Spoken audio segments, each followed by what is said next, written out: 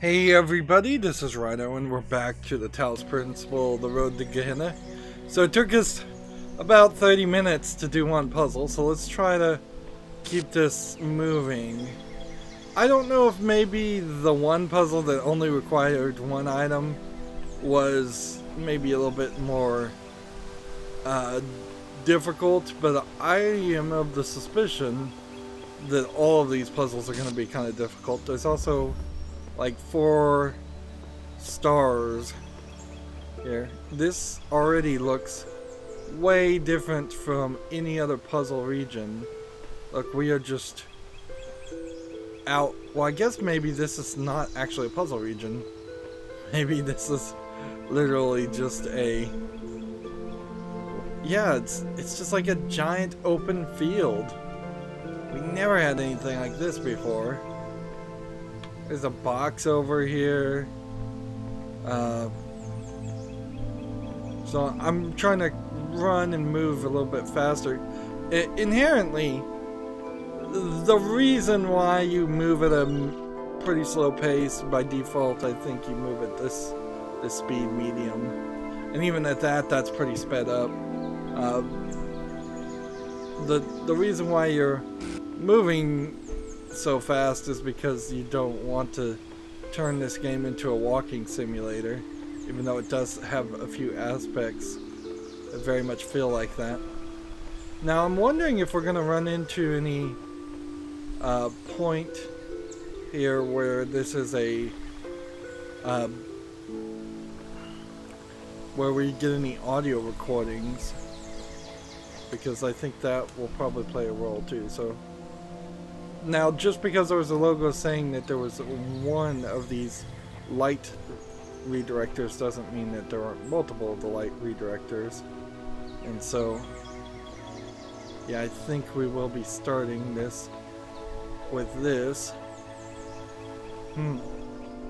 Yeah, but all the puzzles up until this point have been really, really small. And I think there's a very smart intentionality to that. Where, yeah, I don't know if this is, if going around here is going to reveal anything. This is the problem with the stars in general, is that you may find one of the 4 stars hidden in this area, or you may not, and you may end up just wandering. So all the puzzles in the main game were way, way small areas, which kept things nice and tight. Very much like Portal. Like Portal 1 and 2. They tried to keep things very small, even when you were kind of breaking your way through the world, and it felt like you were in a larger section. See, and what I'm probably doing is I'm just running around the entire circumference of the rest of the world, and there's just nothing here. If we go out this way, I suppose we could see if we could start the audio playback.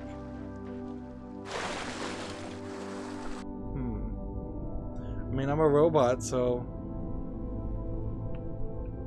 unless we run into an actual invisible wall, it would just kill us and reset us, and we haven't died yet, so let's not do that.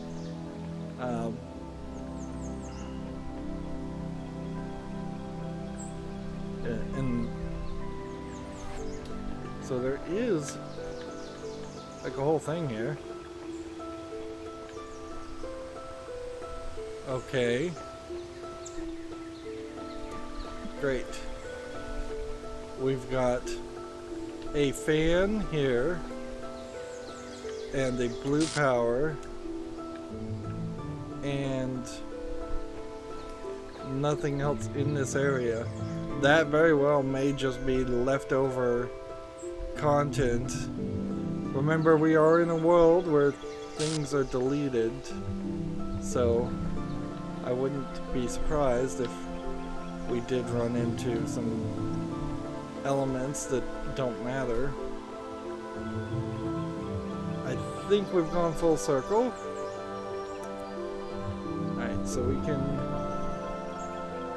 we get to a light source to get to that box. This thing is huge. And yeah, a significant amount of this is not going to matter. Too. Yeah, I would have really hated if the entirety of the game was like this, or if all the puzzles intertwined in some crazy system like using all of this. So they've intentionally, for gameplay design, put this forest here to say, no, if you're going that far, you've gone too far. Alright, let's start with the, I think, what is the probably the simplistic solution here. Start with that. Okay.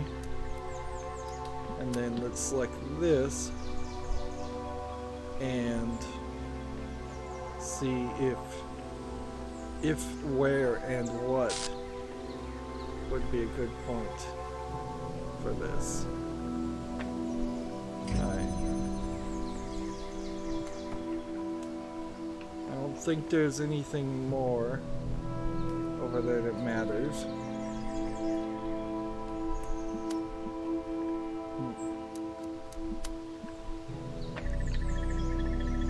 Okay. So this will just shoot us very high upward, like way over there. But I don't think we're ready for that. We need the box. So where's the box?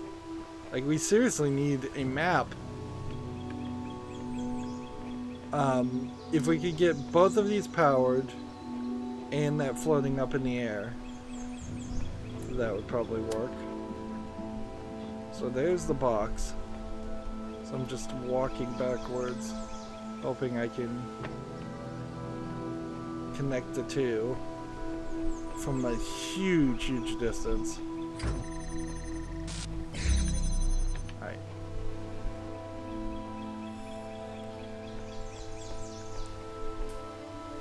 And there's the guy we need to free. So here's what I'm thinking. Place this here.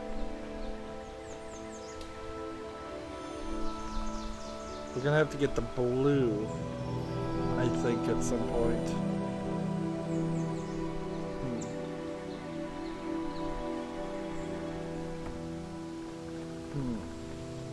Because what we want to have happen here is it's kind of not necessary to even hit this one, although that would be cool. It's only really necessary for us to hit this one, and he's back there wandering around. I mean, we can't. Let's see if we can actually see where he is. Well, there's a terminal back there. I'd be very surprised if there isn't a robot program that we're supposed to be saving over there. Alright.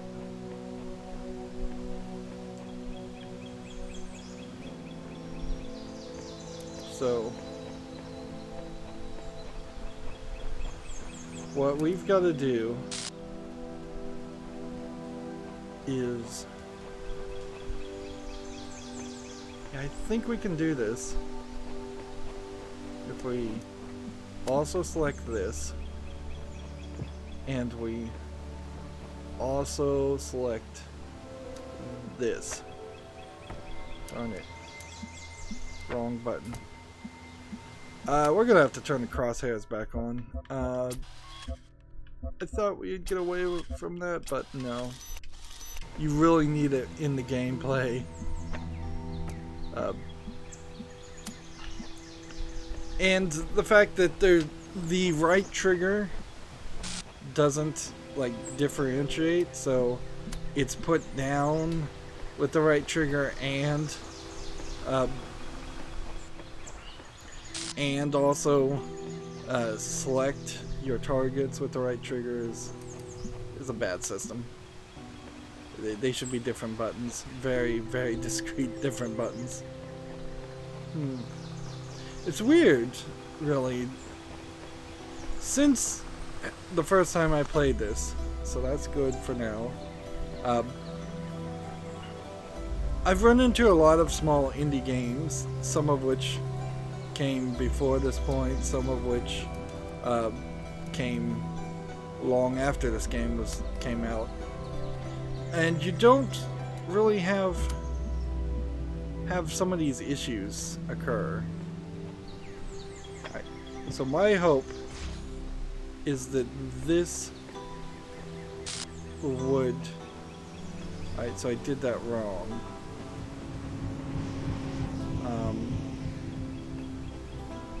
So unless I can pick up this box... Yeah, I don't think that's gonna work. Let's see, this box... The general idea is I'm gonna try to get both fans to blow it upward and keep it there. And it should work. But let's go ahead and take that, put that back down. We're gonna have to run around and do this again. Honestly, this puzzle's probably a little bit easier than the last one we did because it's not so recursive in its system.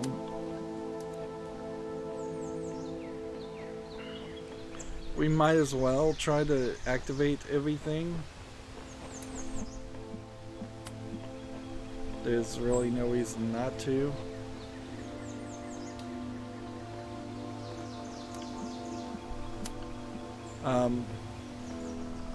The one hidden thing in this is here, and that's a blue. So if I am gonna hit that with a blue laser, I kinda don't know how that's gonna work. And I'm not sure what the real limit is on this either. 4, 5, 6, maybe even 8 things could probably easily be connected. See, that's a blue too. So if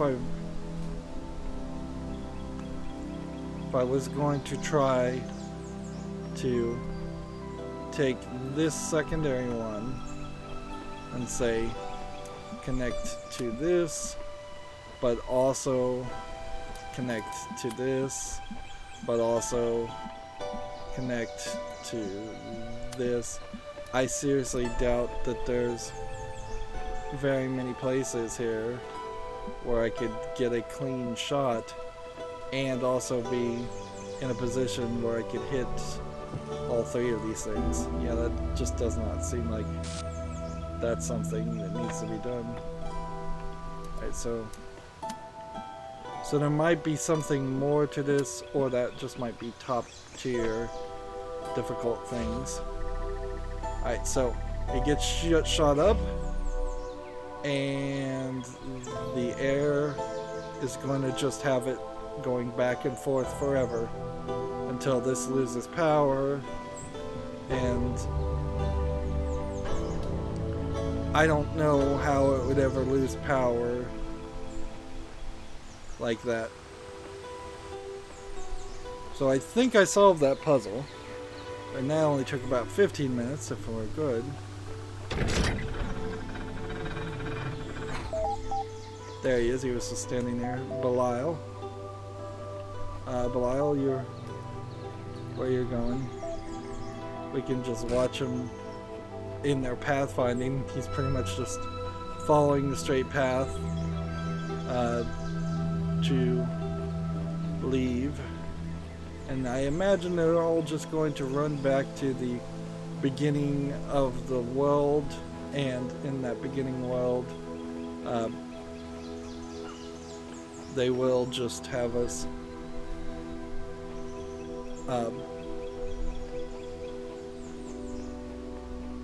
They will probably be standing just in a pattern in the startup world. You know what I'm thinking about though? You made a little human out of stones. Interesting. Which this might be the reason why Elohim deleted him. If we're getting prompted, it's another face, by the way, another human face. Oh, maybe the theme here is Elohim hates humans. He cares not for them, and that's why all the heads are missing. That might be it. So if we're going to get prompted every time to do this text-based thing, we've got to accept the offer, we've got to move forward, because obviously the intention, even if there was like a achievement for not doing any of this or only going so far and never accepting the offer, clearly what's supposed to happen here in your first playthrough is for you to go forward. So we're going to reluctantly accept the offer to go to a new land. You set off on a long journey. You feel you may have already be a new person by the time the city is in view. You ask the messenger the name of this place, but he is gone forever. I open my eyes. Welcome to... I can't read that. Like, is that because the font is too big? Maybe this is supposed to say Gehenna. But the font's too big and it's... Yeah, I think it's supposed to say Gehenna. Continue. Generating new profile for Uriel copy version 48.2.857F done. You'll be assigned the username Uriel copy 1. You'll receive a notification when a moderator has approved your profile. Please respond to this in a timely fashion to generate your place. Okay. So let's go back into this. Attention, Gehenna user profile Uriel copy 1, which might mean that there was a Uriel copy 0 first, has been approved by moderator Mr. Mull Cyber 8. I wonder who that is. Congratulations, your profile status has been increased from 1 unknown to 2 approved citizen. To access the Gehenna billboard system, you must have a status of 3 active citizens better. To increase your profile status, please introduce yourself on the public thread. So, okay, so yeah, it was supposed to look like that at the top, Gehenna. So, displaying active threads filtered for user Uriel. I've got the font too big. Alright, well, let's see if we can... Terminal fonts large. They did not program the DLC to work this way. Alright. That's still readable. Uriel. Filtered for Uriel copy 2. Uriel, read this now. So your profile status of 4 is required to access this thread, but your status is currently 3. Please come back later. Jefferson Goldblum, episode 125 attachment. Let's see. Oh man, this is a lot of text. Let's see. Hi folks, sorry to say it's taken so long for me to start releasing episodes again. This is like Jeff Goldblum doing YouTube videos or something, but all you're seeing is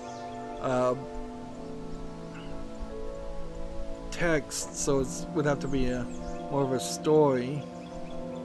We can see several people on these on this chat board by the name, you have Mac 5, Kaiju 2, I guess it's their level, Lamb 3, Nave, Lilith, that's a religious name, 401,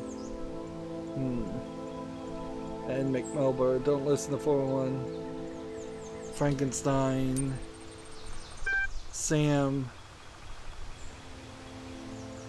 And then Borg. Okay. And so this is a whole thing. So I'm going to just say pause the video here if you want to read all of this. It's not even that long, but let's be honest, I don't want to read all of this. Back. So we read that. We can introduce ourselves here.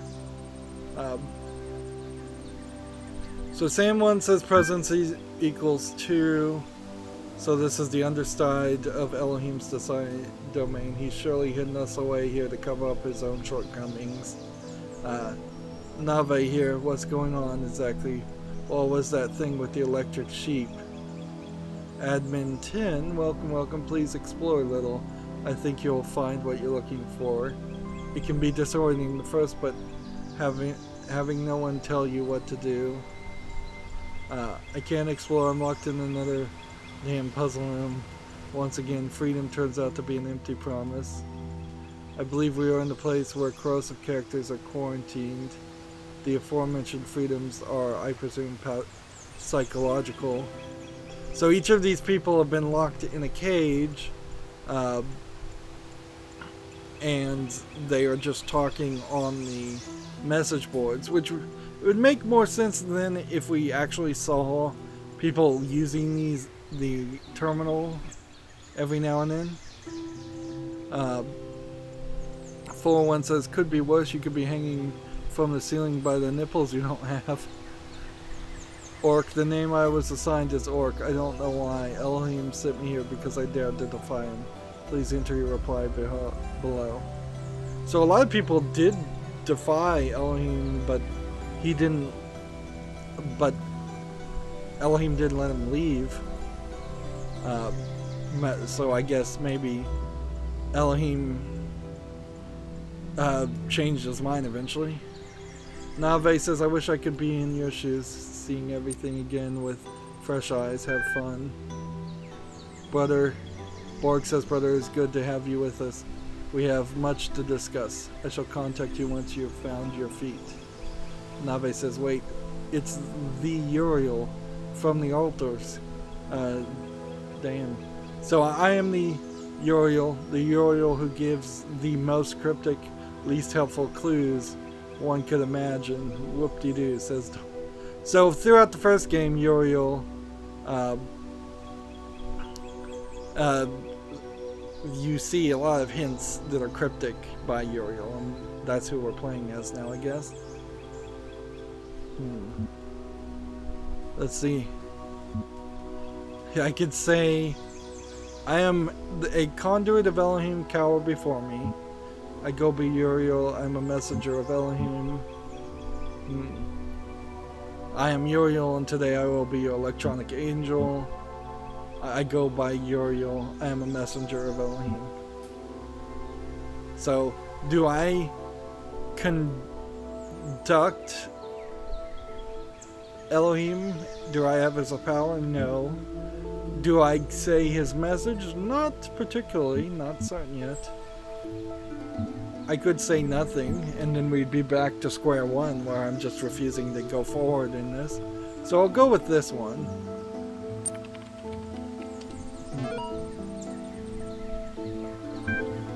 Your message will be displayed publicly as soon as it's been approved by the moderators. Congratulations for introducing yourself on the billboard. Your profile status is increased from 2 to 3. You can now access the full Gehenna billboard system. Interact with the community in different ways to further increase your status and access more of what we offer. Load more threads.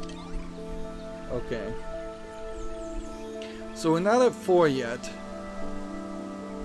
So we could, let's see the FAQ. Let's see. Admin says, as the closest thing to a historian we have here, I have asked McMolcyber, one of the moderators, to formulate this document of the evolving guide to initiate forays in Gehenna. So you're new in Gehenna, first of all, do try to relax. This is not hell, but You are trapped here. Once you've done that, follow this link. Any further questions will be posted below.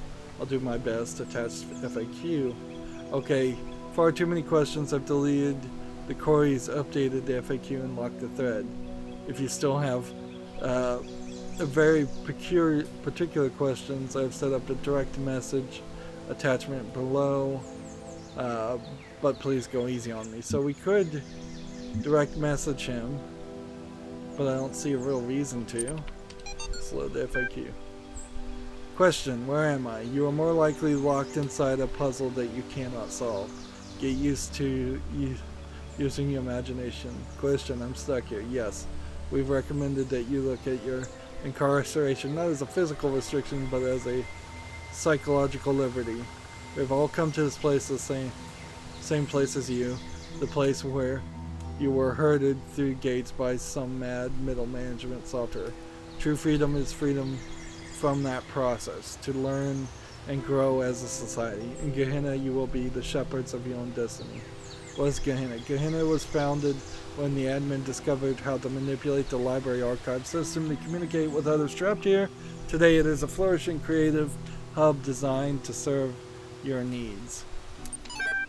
Okay. Let's see what the options would be if we were going to just direct message him.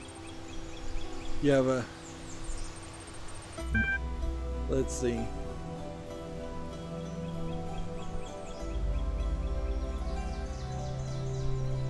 So please note to minimize the spam. New members are ordinarily restricted from opening direct message connections.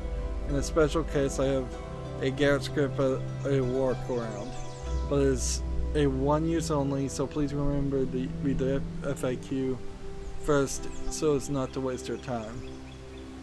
So I could ping him, but I don't see a reason why to.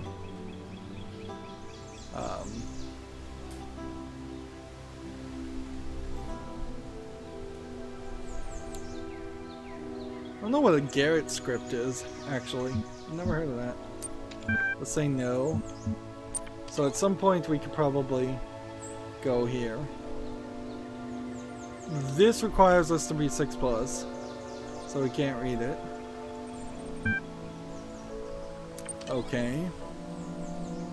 We have a new gallery session attached. But we're never gonna be able to see any of this. Season. Let's load the attachment and see if it actually shows us an image.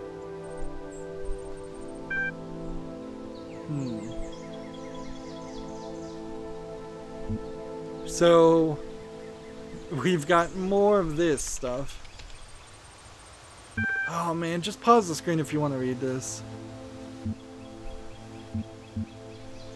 Let's see. I don't care. Natural history, abstract exhibit, minimalist exhibit. Let's go with abstract.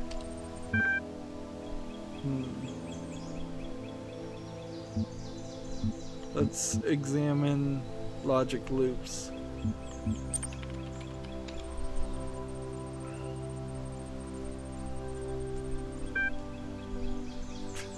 So are they just going to show us art by ASCII?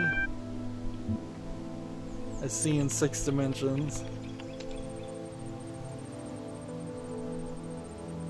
Seriously, that's all this is going to be, isn't it? Just look at all the history. Intelligent, edible quadruped. It's a pig. Sad giraffe with unresponsive bipeds.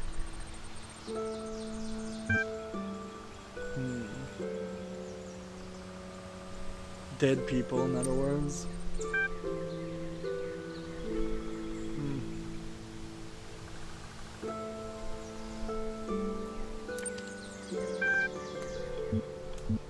Okay. So you're going through examine existence, Examine where humans live. Examine classical. Let's go with existence first. Oh man. Move up close to work, but it still details are too small to really appreciate. Fortunately, a magnifying glass has been left for patrons, so pick up the magnifying glass. It was small details. Examine where the humans live. By Navi. So, like, all of this digital art is based in part around the old world and humans and animals that don't exist anymore. They've all died, or assumedly thousands if not millions of years in the future. So that's a emoji. So I've gone through all of this really fast. Let's see.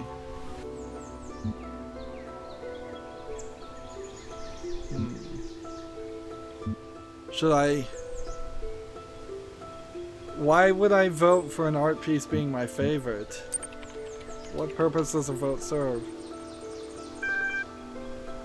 1 voting token per session for artists. Each vote means a better chance of selecting as the next season's leading light. And of course, enhanced profile status that comes with being adored. As a further incentive to participation, if the artist you vote for goes on to win this season, you'll be formally recognized as a trendsetter, and your profile status will be increased accordingly. Let's see. My actions in this make-believe place carry weight. Does not rewarding votes solely the outcome.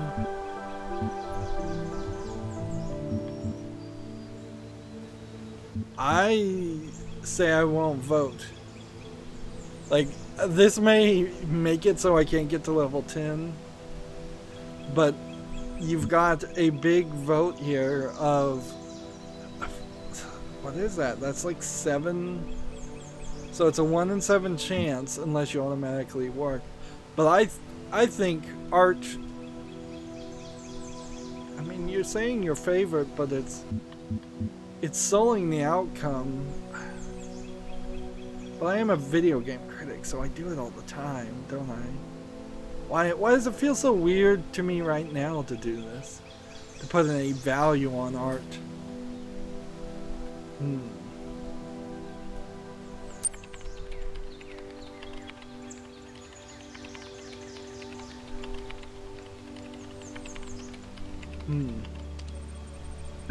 There's no conflict in Gehenna. You're free to participate on your own terms. How you vote depends on whether you cared who wins or how you value your status, the outcome.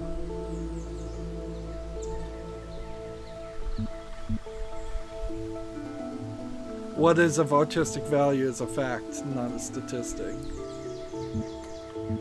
See, I'm just gonna argue against the system.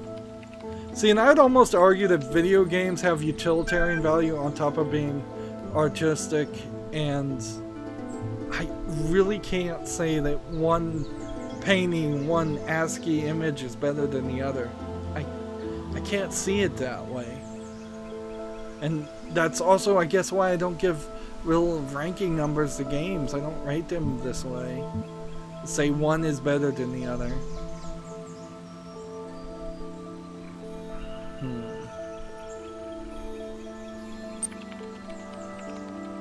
I'm committing. As you prefer, do come back and visit us again. The curator turns their attention elsewhere. You head to the exit. Open your eyes. Okay. So that was something we did. I think there's like one more thing we can do, and we're going a little over. What are you working on? Let's see.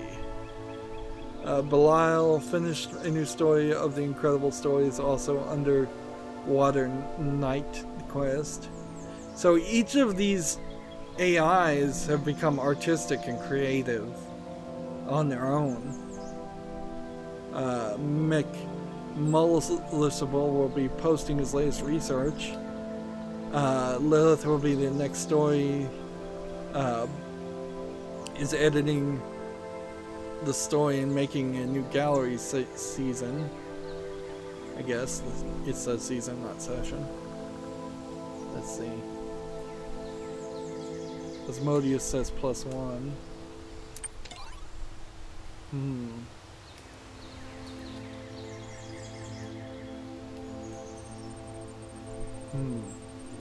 Let's go back in here to see if there's more now. Mac, are you also working on a new episode of Jefferson Goldblum? Yes, awesome. Looking so much forward to it. So I imagine, what are you working on now will just continue to get longer every time we look at here.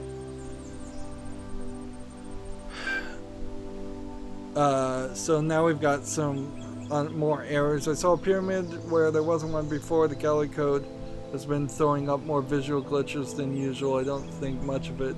Do you think it means something? This place has been falling apart for years. It was bound to pick up speed eventually. I've been detecting a binary pattern in the background noise. I think it's silently programming us to self-destruct. I was convinced for a moment. I saw someone freely wandering the lands outside my prison. I thought I was imagining things. I was kaiju. I don't think we've freed kaiju yet, though. Alright. So, a lot of text there, and that would have been a nightmare.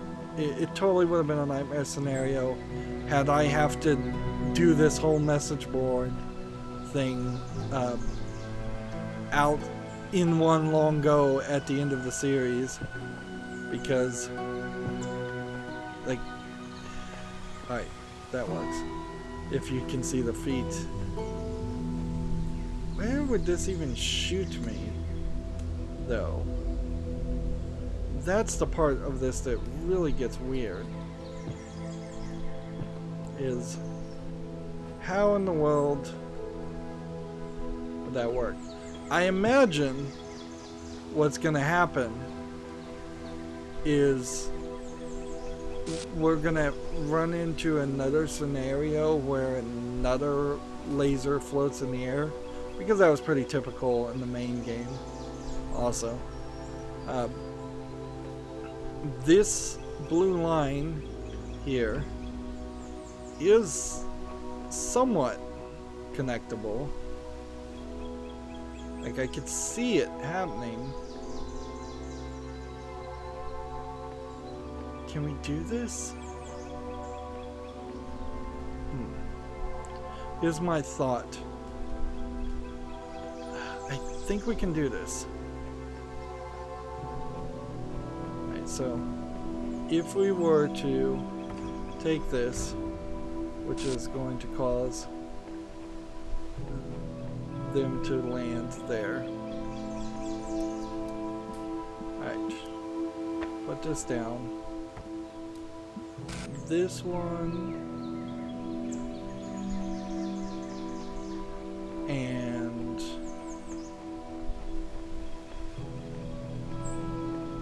way over here we have to run. Alright. Even when running, you're moving such a large distance.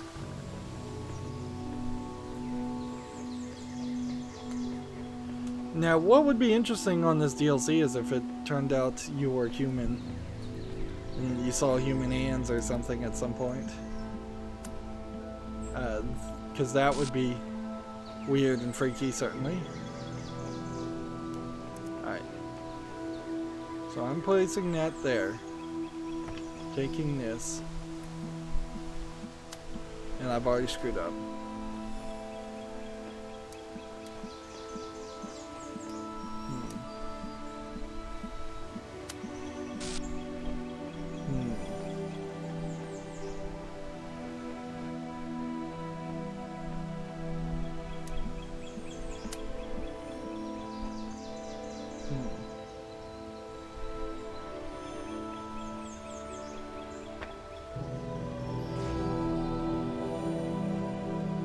Let's see if that shoots it the other direction so I don't have to do anything drastic here.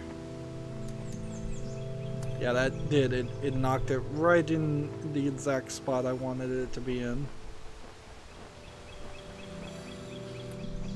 So this is just now a matter of, can I possibly find a direction far enough back here where I can see straight ahead. I think there's a fence. So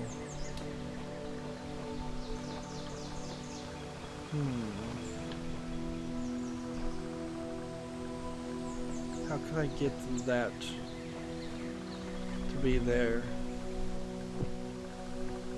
Like, that's the closest I can get. But I need that to work.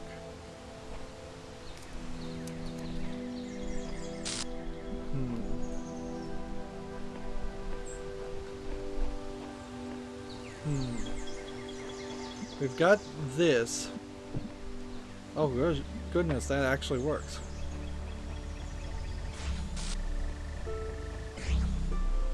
So now the blue is up in the right place. So I suspect what this might just evolve into is we'll jump on this platform ourselves and find that there's a star up in the sky, and this is just a star to collect. Some star like far up there that I can't even see. Let's see. Yep. That's what it was. Okay. We got one star too. So we're about 12 minutes over. This is a good point to end the recording. As always, I ask you to like, share, subscribe, comment, and watch every second of my videos. If you want to friend or follow me on any social media sites, there's a whole bunch of links down below in the description box. And if you want to support me even further, you can click on the link to Patreon that's down below, or you can friend me on Steam and gift me a game off my wishlist. Thank you for watching. Have a good evening.